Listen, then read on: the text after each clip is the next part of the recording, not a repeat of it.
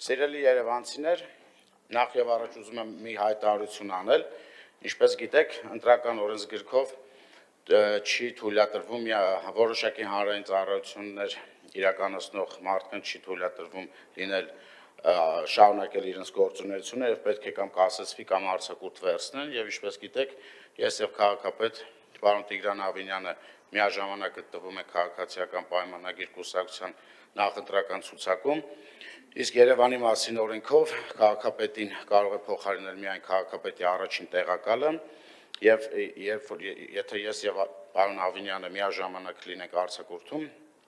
քաղաքը ըստ էության չի ունենում կառավարող, այդ իսկ պատճառով որոշում եմ կայացրել ինքնաբացարկ հայտնել, նիստից հետո ես ինքնաբացարկից դիմումը կներկայացնեմ կենտրոնական ընտրական հանձնաժողով եւ որպեսզի կարողանա վաղվանից իրականացնել քաղաքապետի ժամանակավոր պաշտոնավարումը։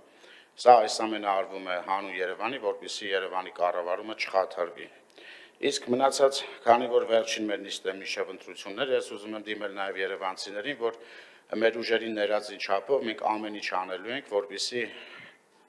խավարի, գաղջի, Հայաստանի պետականությունը սակարկման դրած ուժերը չհայտնվեն խորհրդարանում, թե Երևանի մասշտաբով ձայներ չստանալով եւ թե ամբողջ Հայաստանի եւ վստահ եմ, որ մեր քաղաքացիները տեր են կանգնելու խաղաղությանը։ Շնորհակալություն, այսքանը։